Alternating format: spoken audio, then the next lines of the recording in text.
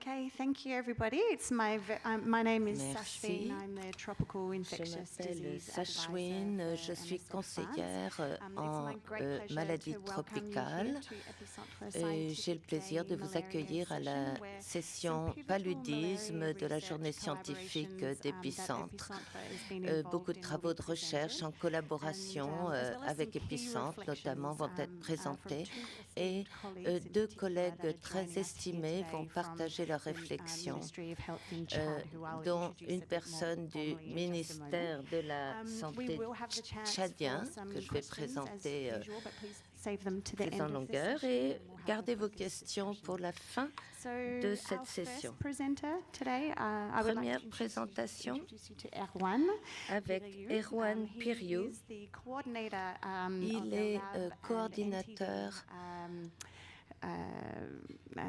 team in MSF de Holland, l'équipe and also a core Labo and valued et member of our, NTD de Intersection MSF Malaria Working Group. Hollande, et il He's been travaille supporting the au sein implementation d'un and groupe de maintenance of travail diagnostic, transversal. services in, MSF Il a for 10 travaillé countries since joining aussi sur les MSF services in de 2011. diagnostic, tests Before this, diagnostiques. he was Il a involved rejoint in MSF en research in 2011. Avant immunology cela, and il a co-infections. travaillé He's en been invited recherche, en today to immunologie, present et the il a results travaillé sur of les the surveillance co-infections. of Il va diagnostic deletions vous parler des and the résultats de la presence of surveillance artemisinin des resistance, délétions mutations. de And this is a gènes et de collaboration mutations between the Ministry génétiques. of Health in South C'est Sudan le and résultat MSF d'une and collaboration Epicentre. entre MSF, Epicentre et le ministère de la Santé du Soudan du Sud.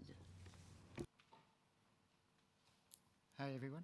First, thank you for inviting me to present Merci beaucoup de m'avoir invité à partager avec vous les résultats de cette étude menée par 5 centres opérationnels et épicentres dans le Soudan du Sud, qui évoque des points cliniques et autres. Il s'agit de la prévalence des délétions de 3 gènes du Plasmodium falciparum. Je ne vais pas parler des délétions du gène K13. Le paludisme est un gros problème au Soudan du Sud. 10 millions de cas suspectés en 2022, 3 millions de cas confirmés et près de 4500 décès rapportés. On travaille beaucoup sur le palu. En 2022 et 2023, on a traité respectivement 310 000 personnes et 347 000 personnes. On a une haute saison, surtout dans le nord et dans le sud. C'est une maladie qui est vraiment holo-endémique. Pourquoi cette étude? Parce que les tests de diagnostic rapide les plus utilisés dans le Soudan du Sud, c'est le TDR du HRP2. C'est une protéine produite par le falciparum uniquement. Elle est produite en grande quantité et on veut produire des textes qui se conservent à plus de 30 degrés. Et ce TDR détecte aussi le HRP3 produit par le Plasmodium falciparum également. Le problème qui se posait, c'est qu'il y a des parasites qui subissent des mutations, puis des délétions au niveau des gènes, d'abord identifiés au Pérou et depuis dans beaucoup d'autres régions, notamment dans la Corne de l'Afrique et plus largement en Afrique de l'Est. Il n'existe pas beaucoup de données sur l'impact de ces délétions de gènes. Et vous le voyez sur cette carte, beaucoup d'études ou d'enquêtes sont disponibles dans le domaine public, mais toutes ces études ne visaient pas à étudier précisément l'impact sur le diagnostic.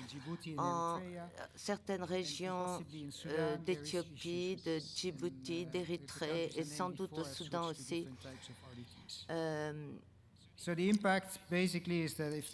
on a réalisé ces études. La plupart du temps, les protéines ne sont pas exprimées. Vous obtenez un résultat faux négatif si le parasite n'a pas exprimé ce gène. Donc pourquoi ne pas passer à d'autres HRP? Parce que d'autres réactifs existent, le PLDH par exemple, qui est produit en moindre quantité, plus difficile à détecter. Différents réactifs vont le détecter, mais les limites de détection, les seuils de détection sont plus élevés, donc on risque de passer à côté. Voilà pourquoi on recommande de passer au test PLDH plutôt que HRP2 à cause de ce seuil de détection. Donc, comment a été réalisée cette étude? On s'est fondé sur le protocole standard de l'OMS pour le suivi des délétions du PF-HRP2 et 3. On voulait voir le pourcentage de tests qui passaient à côté.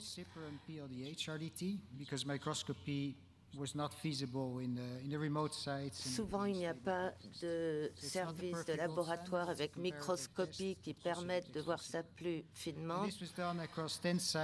On a réalisé cette étude sur 10 sites du Soudan du Sud, essentiellement dans le nord-est, 2 sites dans le sud. Les critères d'inclusion étaient une fièvre déclarée dans les 2 jours précédents. Les enfants de moins de 5 ans ou de moins de 15 ans étaient inclus généralement en fonction du programme et du site de l'étude. On demandait le consentement éclairé pour les enfants de plus de 7 ans, l'accord des parents, et les critères d'exclusion étaient des signes de sévérité. On a bâti un bref questionnaire sur les antécédents de palu et on a réalisé les tests sur le PF-PLDH et le HRP2, test de diagnostic rapide, et puis des tests de gouttes épaisses obtenus à partir du même vaisseau capillaire.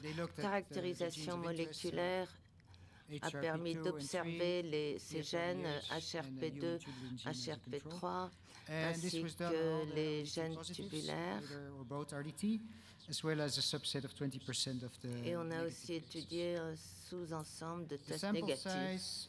La taille de l'échantillon sur la base d'une méthode bayésienne, protocole de l'OMS, pour voir si plus ou moins de 5% des cas passés à la trappe n'étaient pas repérés. 8 sites sur 10 ont pu participer, de manière à avoir au moins 200 cas suspects par site. 1842 participants ont été recrutés entre janvier 22 et le 22 janvier et le 27 mars. Âge médian de 1 à 8 ans, 90% étaient résidents du comté depuis plus de 30 jours, sauf à Malakal. Ça compte pour interpréter les données, car au cas où on trouve des différences, ça peut être important. Les résultats des TDR, 40% des tests au HRP2 étaient positifs et 30% du PF-PLDH. Ça montre déjà une différence importante au niveau de la sensibilité. Alors là, il y a beaucoup de chiffres, mais ce sont les résultats les plus importants. Là, ce sont les cas positifs sur les tests alternatifs, donc le PF-HRP, et négatif avec le HRP2. 2,1% des tests only 2 of these cases were actually confirmed to be due to PFAS-CIPREM HRP2 différé entre ces 2 tests rapides.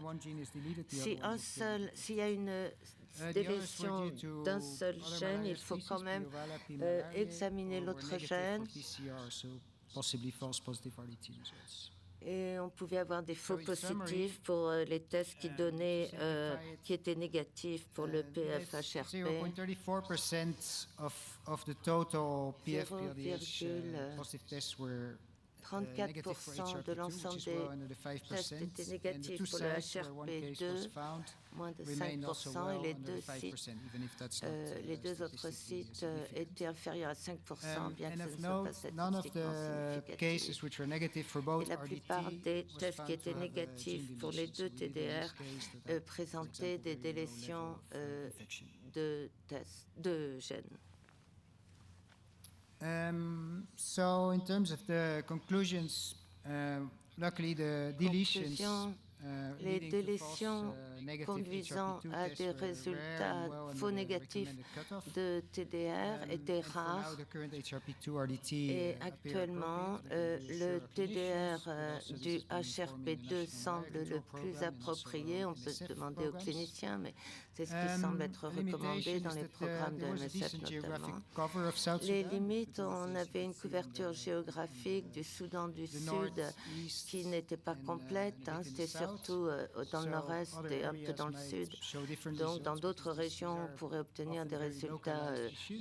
So différents. follow-up is needed and a Donc, study un is suivi currently est going on nécessaire. at Il y a une étude actuellement Armara en cours Hansen Research Institute in Ethiopia. avec un covering other institut de areas. recherche en Éthiopie. There were some questions on the RDT chosen for the Il y study, the avait des PFPLDH, questions because it sur la detected some other spécificité species. du So this is TDR, something du WHO is aware of and PFPLDH, following up parce with the qu'il détectait manufacturers. d'autres espèces. Il It faut voir doesn't have ça an impact on the avec study le conclusions, which fabricant, is mais ça n'a reassuring. pas d'impact sur les Guess whether conclusions this de is the l'étude, ce qui est most rassurant. appropriate test for such Et on purposes. se dit que oui, c'est le test le plus approprié Some of the de manière challenges and globale. lessons learned from this survey, Les which défis, les was not enseignements as qu'on peut the tirer de cette WHO was étude, selling it, is that it took about a year il a of time and fallu effort un an to achieve a d'efforts partnership between four pour parties, so arriver MSF, à un the National partenariat Malaria Program, quadripartite WHO, entre and the lab in MSF, Australia, le ministère de la Santé, le NMCP, l'OMS et le labo en Australie. who led this. Of course, supervision in remote and Bien difficult areas sûr, la was hard. supervision dans les régions We have pretty reculées good était programs and this difficile, was, well achieved. mais on avait de bons programmes, donc The on a pu implementation couvrir cela. delay led to missing Les seasonal retards peaks, de which mise was en not an issue œuvre ont because the results were conduit very à des clear. The pics prevalence was very low, saisonniers but had we been qu'on a closer to the pu 5%, manquer. we would probably not have achieved a significant result.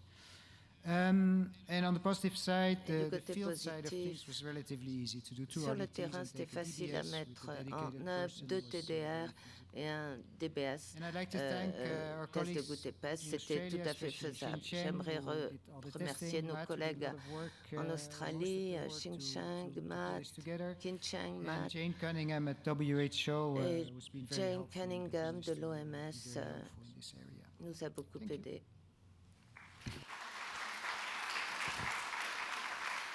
Thanks so much, Erwan. And yeah, it's Merci really beaucoup, important Erwan. research and Oui, reassuring c'est un findings travail de for now, recherche but très does really important. highlight the need for Les ongoing résultats research sont in the region. encore à confirmer, For our mais next presentation, first we have Jessica Sayad Hilario. c'est la bonne voie. She is an epidemiologist Alors at maintenant, Epicenter for the last nous allons few écouter years Jessica and holds Sayad a Hilario, master's degree in public health qui from the travaille chez Institut Epicenter Pasteur. depuis 10 ans, et Nicolas Before Putney, joining Epicentre, qui she worked in the travaille field with à l'Institut MSF and Pasteur. also Avant in de rejoindre headquarters in the Epicentre, operations elle a travaillé department, sur le and terrain of course has been chez MSF. supporting the Chad Pardon, mission c'est for quite Jessica some qui years est now. à Then un we master en have santé Nicolas publique Putney. de He l'Institut works at the Partner. Swiss and Et Tropical, puis Pasteur. the Et Swiss puis Tropical Nicolas and Public Putney, Health Institute, which is qui located travaille à in l'Institut Basel, tropical Switzerland, in et the de santé Analytics and publique Interventional suisse Modeling situé à Group. Bâle.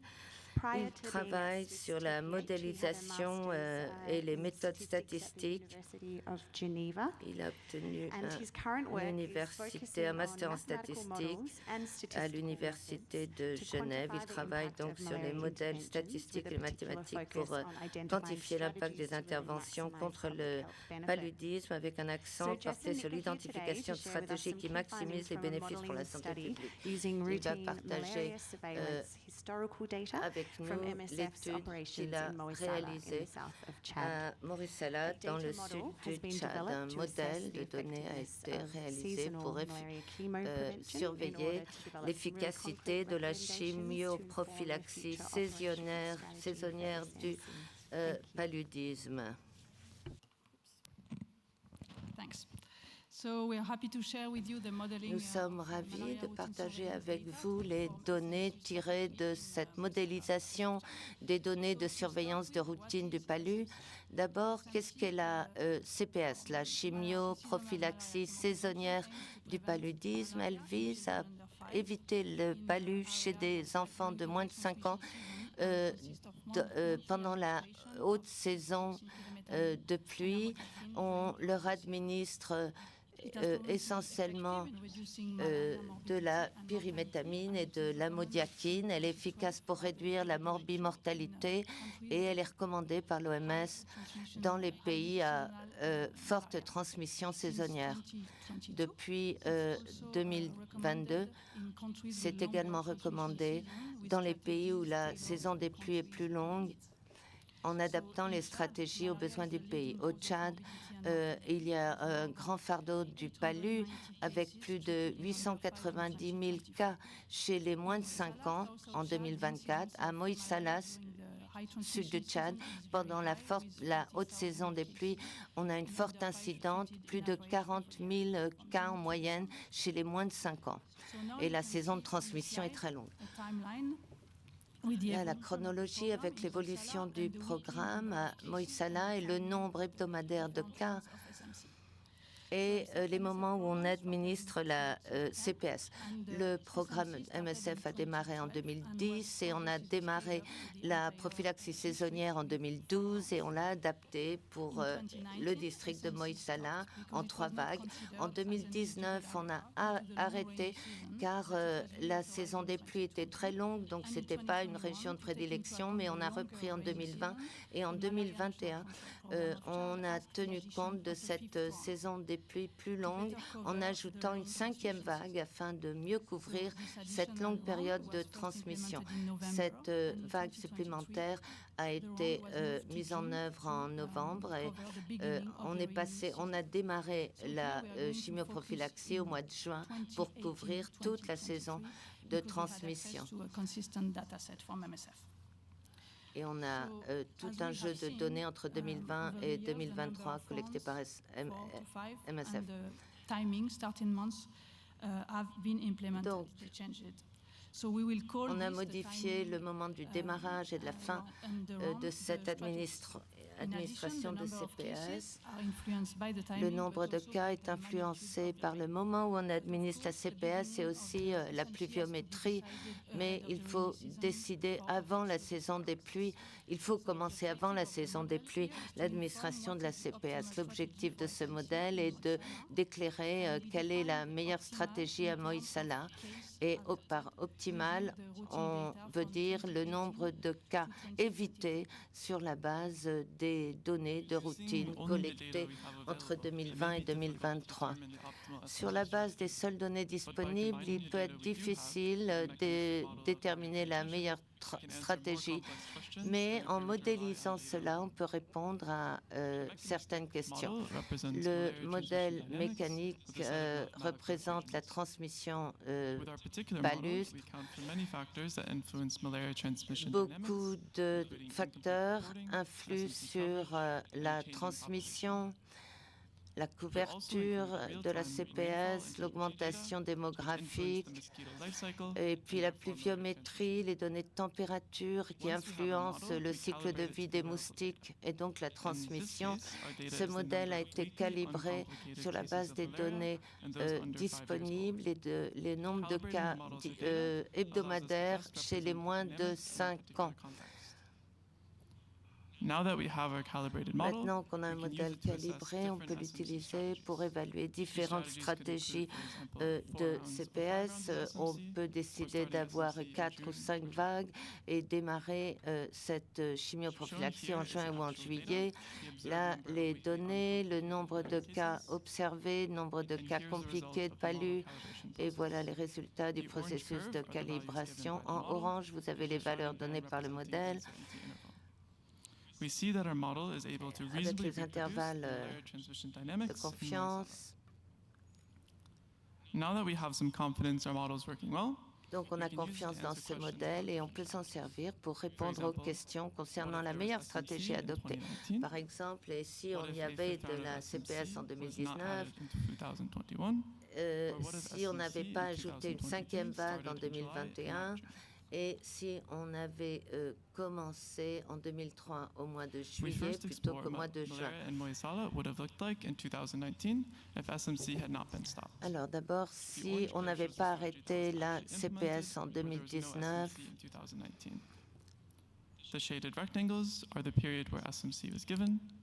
les rectangles sont les périodes pendant lesquelles la CPS a été mise en place, et en bleu, les stratégies alternatives. En comparant les deux courbes, on peut quantifier l'impact qu'a eu l'arrêt de la CPS en 2019. Quand on compare ces courbes, on a estimé que 11 200 cas auraient pu être évités si on avait administré la chimioprophylaxie saisonnière en 2019, qui se serait traduit par 19% de réduction des cas dans la haute saison des pluies. Et ce type de CPS est effectif pour prévenir les cas compliqués de palu à Moyssala. On a essayé de calculer l'impact d'avoir une cinquième vague de CPS en juillet 2021-2022.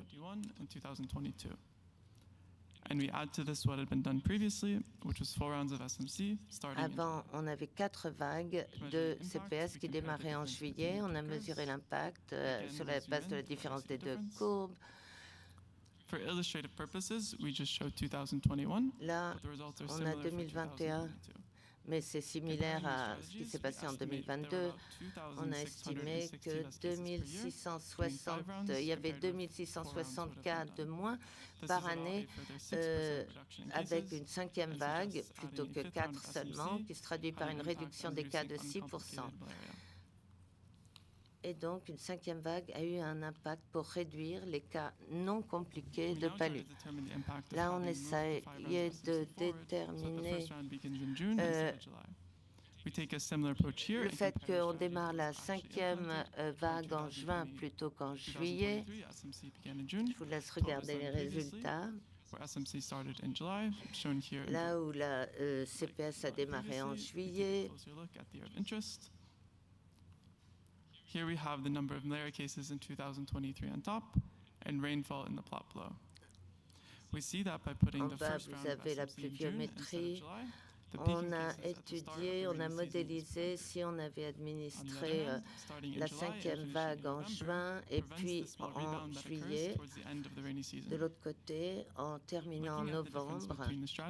Et quand on a comparé les deux stratégies, on estime qu'on aurait eu 580 cas en moins si on avait démarré en juin plutôt qu'en juillet, ce qui se serait traduit par une réduction des cas de 1%.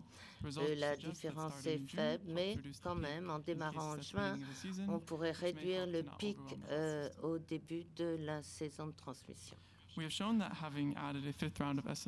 Ajouter une 5e vague et passer à un démarrage de la CPS en juin plutôt qu'en juillet a conduit à un moindre impact.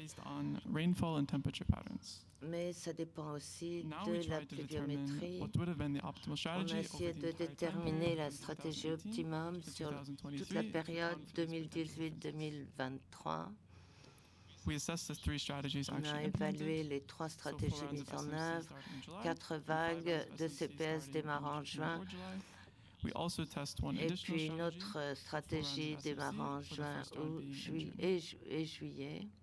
Respectivement, chaque stratégie va être comparée à une référence, la référence étant 4 vagues de CPS démarrant en juillet, et on suppose une couverture moyenne de 86% entre toutes les vagues.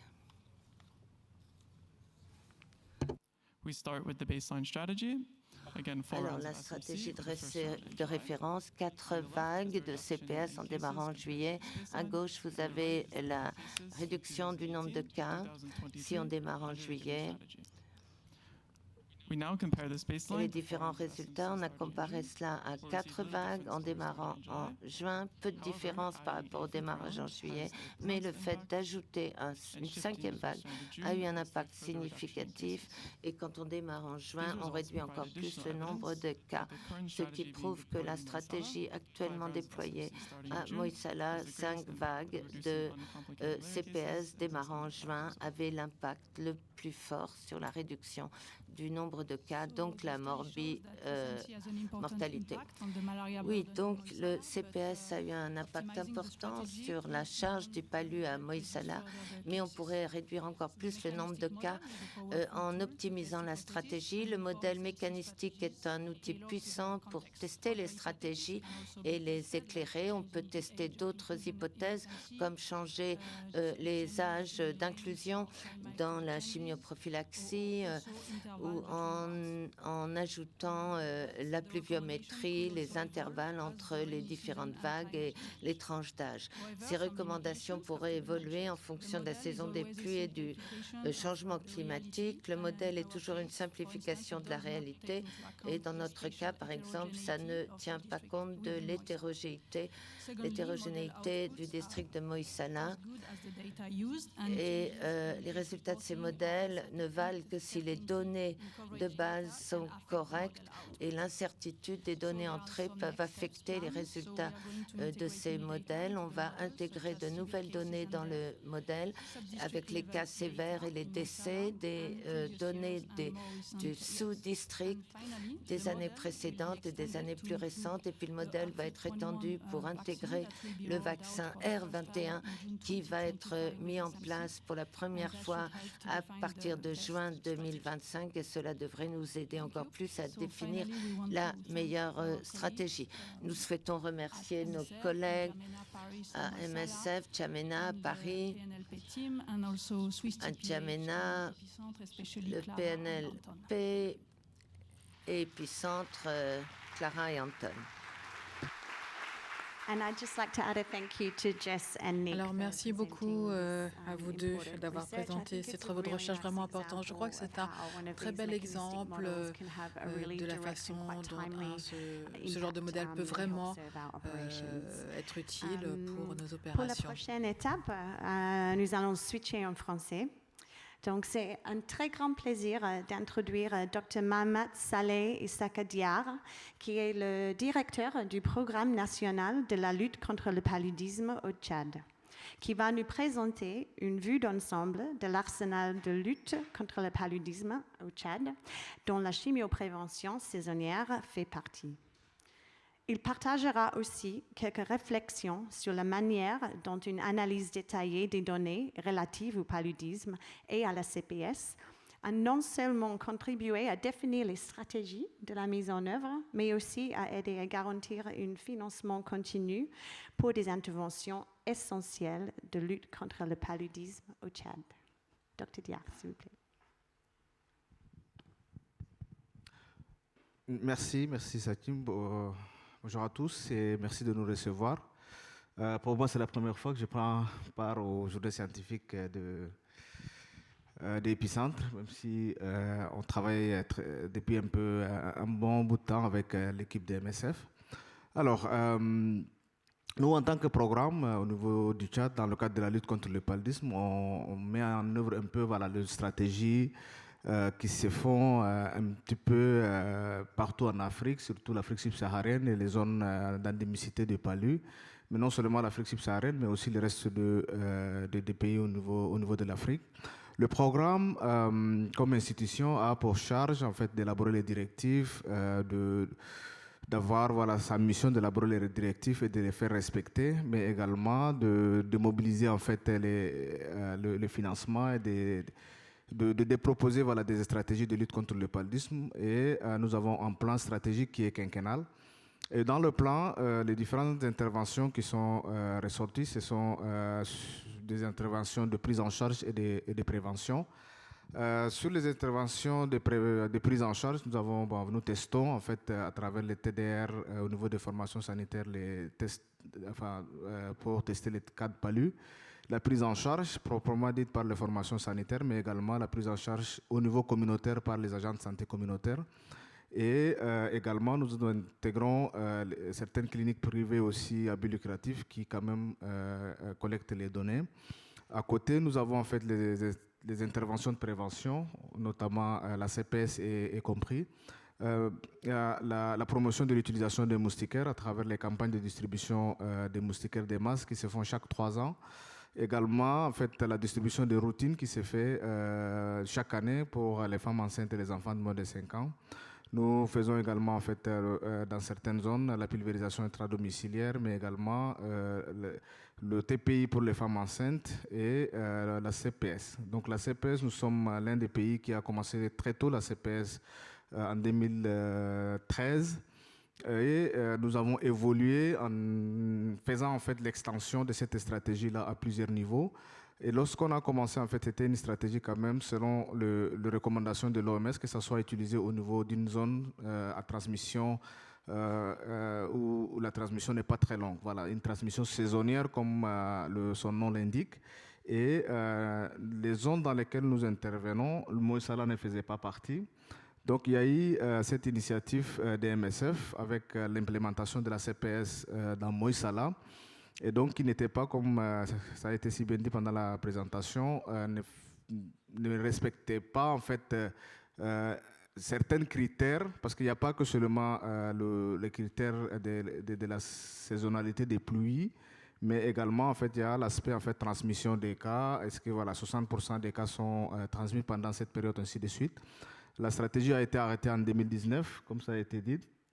Nous avons travaillé ensemble avec MSF. C'est parti d'une volonté commune à nous tous d'innover, d'apporter en fait un changement afin de répondre aux besoins. La zone méridionale au Tchad, en fait, c'est la zone la plus peuplée.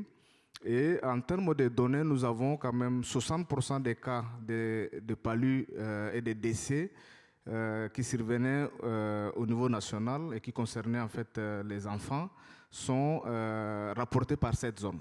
Et donc, c'est une zone dont en fait, l'impact du palu est très élevé, mais qui ne bénéficiait pas de la CPS.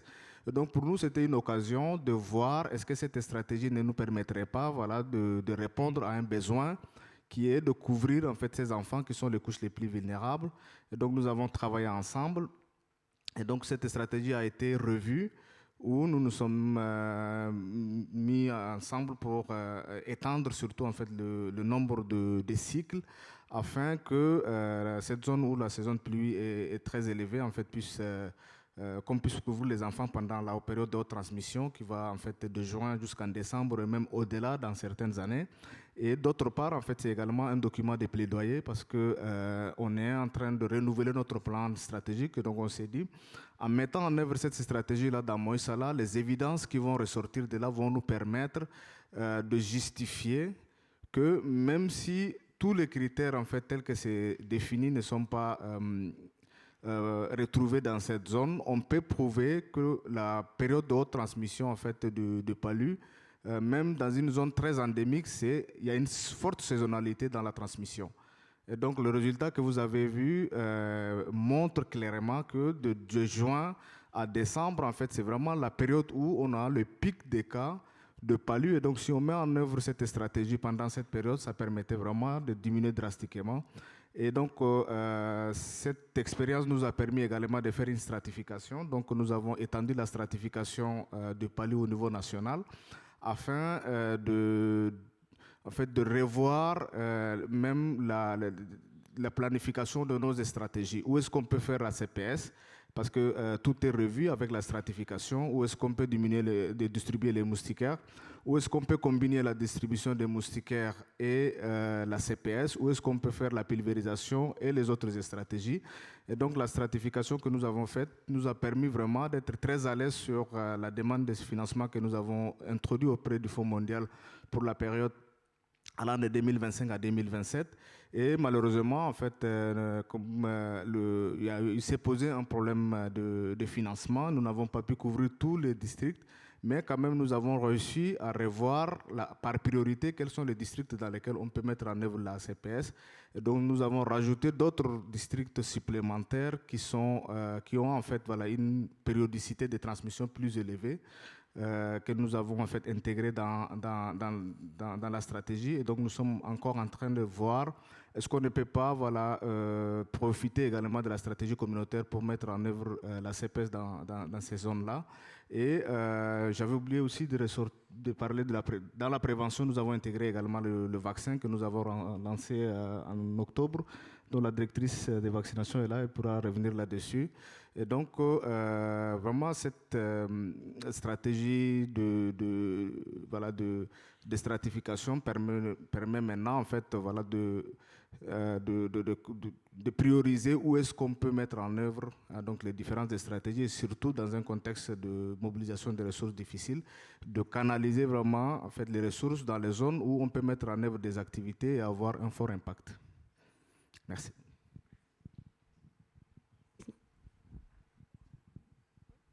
Merci, Dr. Diar. Donc, oui, je voulais juste souligner un de ces derniers points. En fait, c'est quand on parle du paludisme, c'est vraiment une approche sous-nationale. C'est pas une one size fits all pour tout le pays. Donc, c'est très important de faire cette stratification pour voir quelles interventions seront les meilleures pour chaque endroit. Et bien sûr, avec l'introduction des vaccins antipaludiques, ça va changer un peu le milieu. Donc, ensuite, nous allons aborder, bien sûr, le sujet du vaccin antipaludique, car en juin 2025, en collaboration avec le ministère de la Santé au Tchad et MSF France, Epicentre va lancer à Moïsa, le Tchad, un essai randomisé en grappe. Ce sera une étude d'implémentation. C'est vraiment pour comparer deux stratégies d'implémentation différentes du vaccin dans un contexte où ça existe déjà, la CPS. Y compris un bras qui va livrer le vaccin aux enfants moins de 5 ans en forme de campagne synchronisée avec l'administration en même temps que la CPS. C'est important de noter que l'expérience mondiale des autres pays ayant déjà introduit le vaccin contre le palu dans le cadre de la vaccination PEV au cours de l'année dernière a toutefois mis en évidence certains défis à prendre en considération. Le vaccin, c'est un peu compliqué parce qu'il y a un schéma de 3 doses préliminaires et il faut avoir tous les 3 doses. Et après, donc ça c'est dans la première année de vie, et dans la deuxième année de vie, il nécessite une dose de rappel. Donc, notamment, ça pose plusieurs défis au ministère de la Santé, notamment le coût de l'implémentation du vaccin, les multiples visites supplémentaires dans le cadre de PEV de routine, et aussi la logistique pour la chaîne de froid. Et l'expérience globale rapportée à travers l'année dernière, après l'introduction du vaccin dans d'autres pays, a démontré que c'est très difficile pour obtenir une bonne couverture du 3e dose. Donc, c'est un défi. L'efficacité, bien sûr, c'est pas parfait, mais des études antérieures nous disent que la combinaison de plusieurs mesures de prévention est essentielle et même synergique. Le vaccin contre le palu a été déjà introduit l'année dernière, en octobre 2024, en même temps que 2 autres antigènes, le PCV et le rotavirus.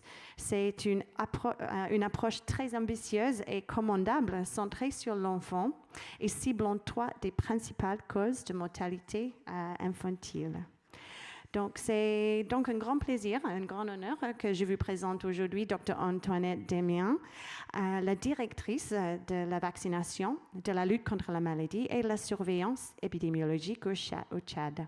Elle va nous présenter les principaux résultats du programme du PEV et aussi partager quelques réflexions sur l'expérience après cette introduction du vaccin anti-palu.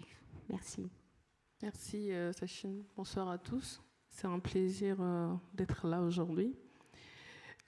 Pour l'introduction du vaccin R21 au Tchad, je pense que le vaccin palu, c'est l'un des vaccins les plus attendus du continent africain.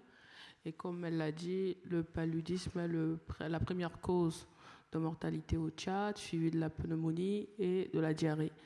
Donc, on a saisi l'occasion pour introduire les 3 vaccins au même moment en octobre. Mais le vaccin que les mères attendaient le plus, c'était le vaccin contre le paludisme. Donc, pendant l'introduction, les premiers jours, on s'est retrouvés au bout de quelques jours en rupture parce que toutes les mères venaient amener les enfants pour se faire vacciner. Et certaines diminuaient l'âge délibérément des enfants. On a dit que c'est pour les enfants de 6 mois pour la première dose. Mais on s'est retrouvés où les agents de santé ont vacciné les enfants de 7 ans jusqu'à 12 ans. Et quand la mère amène un enfant, tu refuses de vacciner, ça risque d'avoir des répercussions sur les antigènes. Donc, ils étaient obligés de vacciner. Au bout de 2 semaines, on a fait sortir une note pour essayer de régulariser. Il y a eu un peu d'impact, mais bon, c'est très limité parce que tout le monde veut prendre le vaccin contre le palu. Les adultes aussi commençaient à en demander. Et les plus grands défis, c'est que les gens avaient tendance à penser que c'était un vaccin magique où dès qu'on prend, on n'a plus besoin de prendre les autres, de faire les autres stratégies de lutte contre le paludisme. On a même eu un agent qui est venu dire « Ah, depuis que ces jumelles ont pris le vaccin, à partir de 17h, il n'a plus besoin que ces jumelles restent sur les moustiquaires.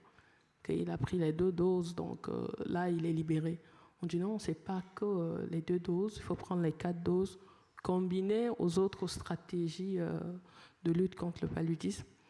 Et l'un des autres défis aussi, c'est que la première dose, là, nous sommes à 98% de couverture, mais la 3e dose, nous sommes à 48% et la 4e dose, 5%.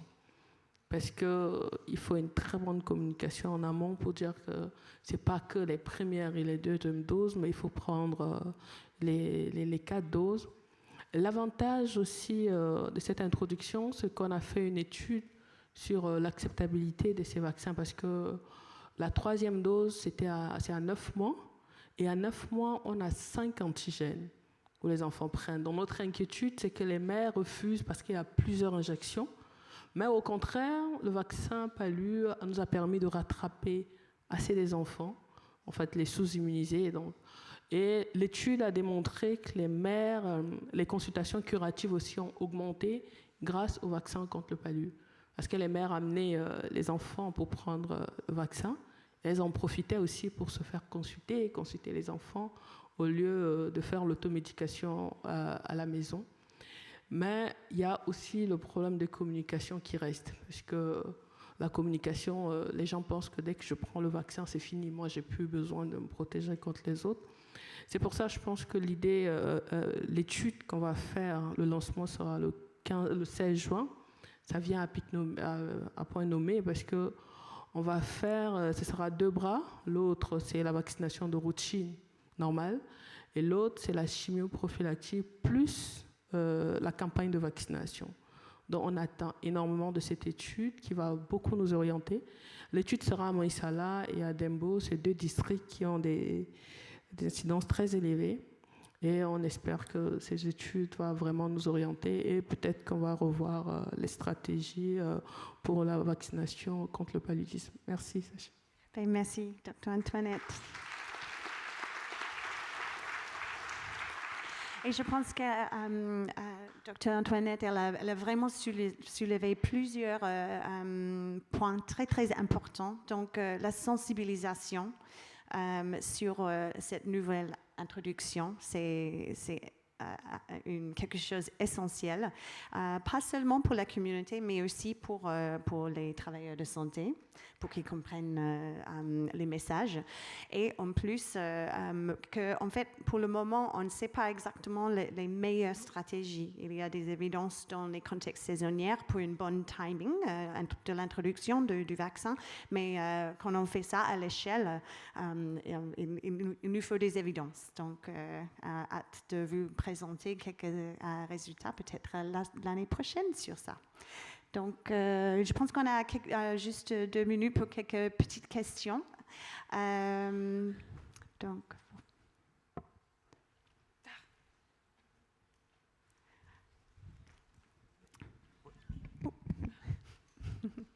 Bonjour à tous. Je suis Olivier, coordinateur médical pour MSF France au Tchad. Je voudrais saluer la présence de Dr Diar et Dr Antoinette avec lesquels nous collaborons étroitement pour la lutte contre le paludisme. Compte tenu du temps, je vais être bref. En fait, je salue les recommandations lors de la présentation de tout à l'heure, considérant qu'effectivement la CPS en français, pour parler de chimio-prévention du paludisme saisonnier, pourra évoluer parce qu'effectivement, avec tous les changements climatiques, aujourd'hui, on a les pluies déjà qui ont commencé dans la zone sud depuis le mois de mai, et vous voyez que les pluies s'étendent jusqu'en décembre. Donc, par le passé, je sais que la CPS se déroulait de juillet à octobre. Après, ça a évolué de juin à novembre. On est passé de 4 à 5 cycles. Certainement, avec ce changement climatique et puis cette saisonnalité des pluies, peut-être que ça pourrait être vu. Je voulais aussi signaler que la CPS, dans son déroulé, a connu beaucoup d'évolutions. Au départ, quand ça a commencé, c'était plus des sites fixes. Aujourd'hui, les pluies au Tchad entraînent des inondations, des routes qui sont coupées, des difficultés de se déplacer. Donc, on est de plus en plus à des stratégies de porte en porte. Donc, ce sont des agents qui se promènent avec les médicaments qui vont de porte en porte pour pouvoir faire l'administration aux enfants. Et on salue la présence aussi de la vaccination R21 qui a été introduite au Tchad, qui fait partie aussi de l'arsenal de prévention de la lutte contre le paludisme. Et pour terminer, je dis que déjà après avoir passé 1 an au Tchad, on voit l'impact réel de la CPS dans nos consultations, dans nos hospitalisations. On sent vraiment que lorsque le passage se fait, on a très souvent une baisse des admissions pour cas liés au paludisme. Parce que même si nous ne sommes pas dans tous les centres de santé dans la zone de Moïsala, MSF assure la référence des enfants qui viennent de ces différents centres au niveau de l'hôpital de Moïsala. Donc ça nous permet de monitorer un peu le nombre d'enfants qui arrivent.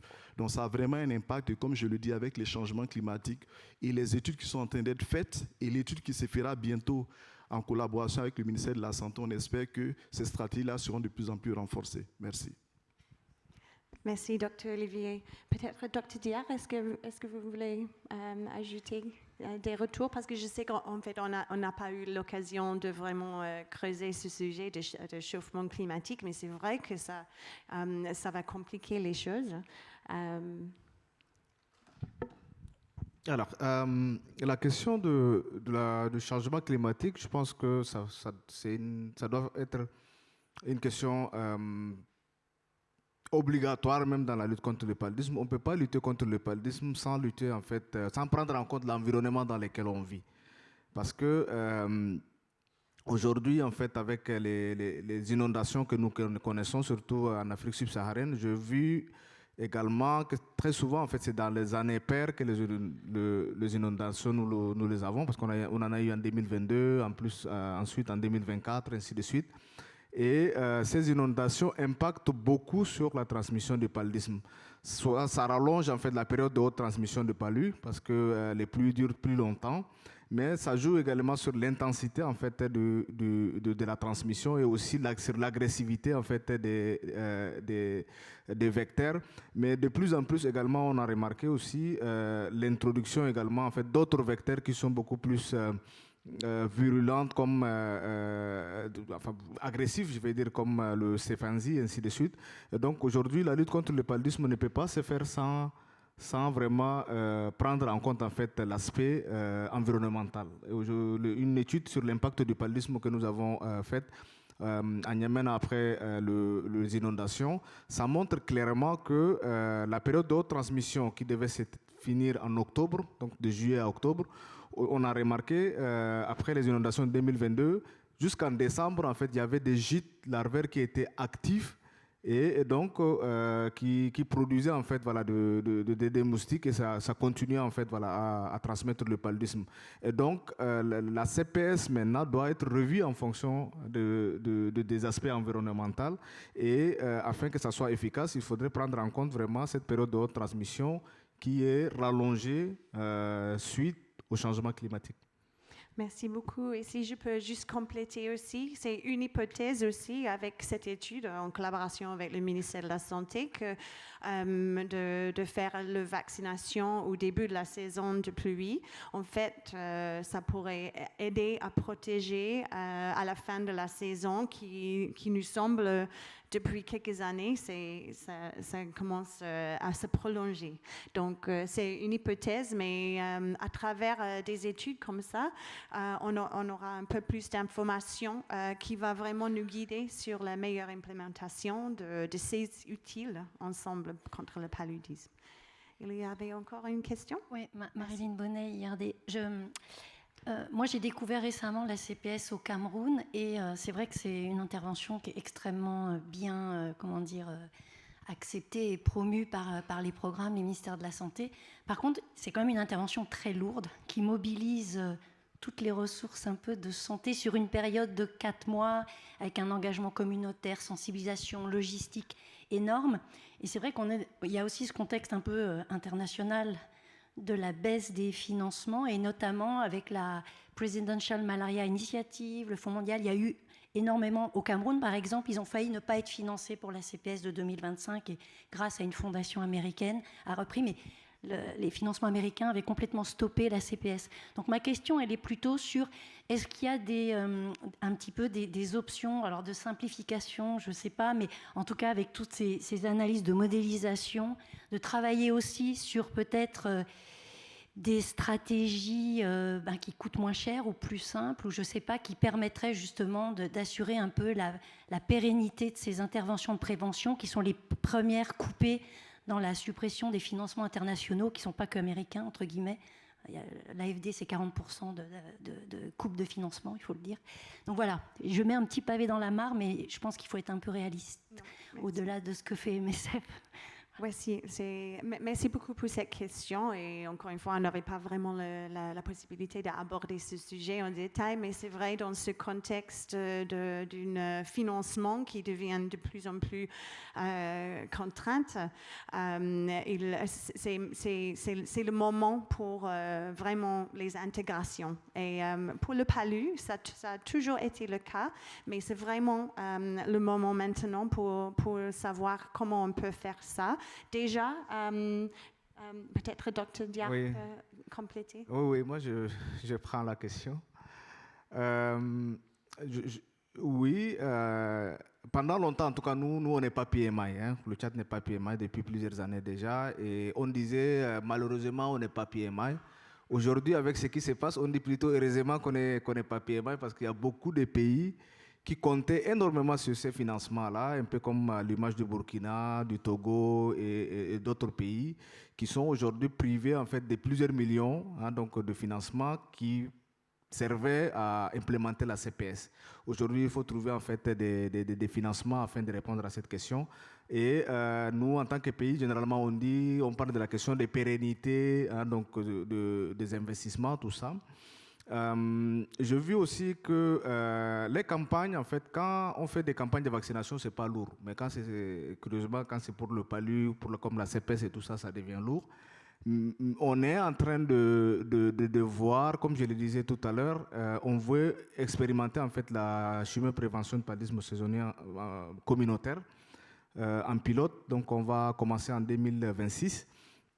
Où nous allons en fait mettre à la disposition des agents de santé communautaire les médicaments afin qu'ils administrent au niveau communautaire donc des enfants qu'ils prennent en charge. Parce que nous avons des agents de santé communautaire qui font en fait la prise en charge à domicile.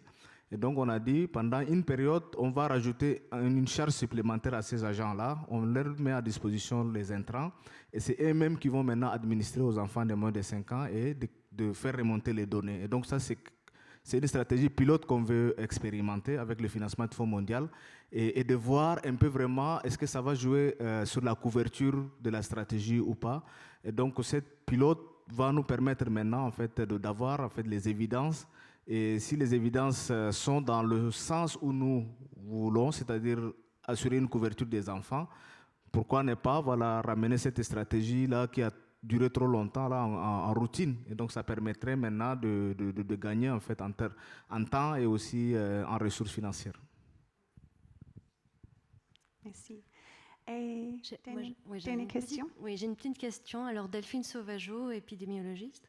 C'est mon manque de connaissances sur le sujet, mais effectivement la vaccination donne énormément d'espoir. et on espère effectivement qu'elle va avoir un impact important. Maintenant, qu'en est-il d'une exposition naturelle au cours du processus de vaccination, c'est-à-dire avant que les 3 premières doses ne soient faites, et encore moins la booster dose? Est-ce qu'une exposition naturelle pourrait avoir un effet booster, déjà? Et est-ce que ça ne pourrait pas être aussi une partie d'une stratégie pour alléger un petit peu cette période critique? Première question. Deuxième question, c'est par rapport au fait où, au Tchad, je ne pense pas que ça soit le cas, mais dans beaucoup de pays, il y a de la dengue aussi, donc un autre vecteur. Comment, finalement, est-ce qu'il y aurait des réactions croisées de ces différentes stratégies? Est-ce qu'il y aurait un effet cumulé des deux? Est-ce que vous avez des informations là-dessus? Merci. Merci. En fait, le vaccin palu, il n'y a pas assez de recherche très poussée pour l'exposition naturelle ou pas. C'est pour ça qu'il y a plusieurs études. Avant, c'était juste le RTSS et R21. Mais l'exposition naturelle pour faire effet booster, je ne pense pas trop, parce que même le vaccin n'est pas, l'efficacité, c'est pas à 100%, parce que c'est en complémentarité avec les autres stratégies de lutte contre le paludisme. Pour ça, on peut avoir l'effet. Donc, actuellement, les scientifiques sont en train de travailler pour vraiment trouver un vaccin qui peut être efficace. Bon, on espère que d'ici quelques temps, ça va avoir lieu. Pour la dengue, c'est vrai qu'au Tchad, avant, on n'avait pas de cas de dengue, mais avec l'arrivée des réfugiés soudanais à l'Est, en 2023, on a commencé à avoir des cas de dengue. Et le vaccin, je pense qu'en 2026, ça va entrer dans les cycles de Gavi. Donc, on est en train de faire des documents pour pouvoir avoir les vaccins sur la dengue. Mais ça, c'est le vaccin contre la dengue, pas le R21. Donc, le Tchad, avec l'arrivée des réfugiés, est en train d'enregistrer ou bien d'avoir des épidémies qu'on n'avait jamais connues, notamment la dengue, maintenant la méningite de type C, la leishmaniose. En tout cas, il y a plein d'épidémies avec l'arrivée de nos frères soudanais, en fait. Donc, je ne sais pas si j'ai répondu à toutes, mais voilà, merci. Alors, j'ai une question par ici. Alors, c'est beaucoup plus opérationnel. Pour la mise en œuvre des programmes de CPS sur les terrains, comme il vient de le dire, dans la plupart des pays, la première dose est donnée par les agents de santé et les 2 autres doses sont données par les maires. Donc maintenant, au Tchad, je veux savoir quelle stratégie vous appliquez sur le terrain. Et aussi, si vous voulez faire une stratégie couplée avec la vaccination, comment est-ce que vous comptez gérer l'administration des doses à domicile, aussi les vaccinations? Donc, comment, sur le plan opérationnel, vous comptez faire la mise en œuvre de ces 2 stratégies en même temps? Vous voulez commencer et je peux compléter? D'accord. Moi, je vais répondre pour la partie CPS. Hein. La partie CPS, c'est que nous, en 2024, par exemple, nous avons administré la CPS dans 88 districts. Et donc, la CPS, c'est une activité qui dure 3 jours de distribution et le 4e jour, généralement, en fait, c'est pour le ratissage. Et donc, les agents de santé communautaire, ils ont beaucoup de travail. Et dans le cas également, en fait, où on n'a pas beaucoup de financement pour étendre le nombre, parce que soit on étend en fait le nombre de jours de travail, soit on augmente le nombre des agents qui vont faire le travail. Et dans les 2 cas, c'est cher. Et pour nous, c'est vraiment une hantise de savoir est-ce que le 2e et le 3e jour est réellement administré par le parent, en fait, par les responsables des enfants. C'est très important. Mais la stratégie que nous avons au niveau du pays, c'est que la première dose, ça se fait directement observé par les agents de santé communautaire, mais le 2e et le 3e jour, c'est les parents qui administrent. Avec certains partenaires comme Malaria Consortium, nous faisons en fait des LQAS pour voir un peu comment ça se passe, ainsi de suite. Mais ça fait partie vraiment des sujets de recherche sur lesquels on veut voir si réellement... Il y a un étudiant qui a un sujet sur ça, je pense pour 2025, la campagne de 2025 à N'Djamena, on va profiter à petite échelle de voir si vraiment l'observation du deuxième et troisième jour c'est respecté par le parent ou pas. Mais la stratégie qui est retenue actuellement, c'est de donner les premières doses directement observées, deuxième et troisième administrées par les parents des enfants. Oui, pour la combinaison des stratégies, comme on l'a dit, c'est une étude à Moïsala et Dembo, c'est 27 centres de santé. La CPS et la campagne, ça va commencer en juin, ça c'est pour la première dose. Il y aura un suivi régulier de ces enfants qui vont entrer pour l'étude à travers un tracker. Donc la CPS va se passer normalement et la vaccination, il y aura un suivi complet pour les 4 doses. Donc le tracker va permettre aussi de contacter les parents pour le suivi au niveau à la maison, mais aussi pour le rappel, pour que vraiment les enfants reviennent pour prendre les 4 doses. Donc, vu que ce n'est pas à l'échelle nationale, c'est faisable. Et après, on va voir comment mettre ça dans tous les 2000 centres de santé. Oui, et juste pour compléter une partie de la préparation, de la mise en œuvre de ces stratégies, c'est vraiment de la sensibilisation. Donc, ça fait déjà quelques mois qu'on travaille en collaboration avec des collègues au ministère de la Santé et dans les districts, avec les chefs de village, les groupes des mamans, pour sensibiliser sur l'importance de continuer de prendre la CPS comme avant et assurer l'adhérence aux 3 doses chaque mois. Et puis, pour le vaccin qui va être introduit, c'est qu'il faut compléter le schéma de 3 doses et avec le dose de rappel l'année prochaine. Okay. Donc, je pense qu'on est... Oui, je suis désolée, je sais qu'il existe encore des questions. N'hésitez pas à nous solliciter après. Mais merci beaucoup. Et je veux demander à remercier tout le monde qui est venu ici pour le panel et surtout nos collègues Dr. Diar et Dr. Antoinette Demia de Tchad.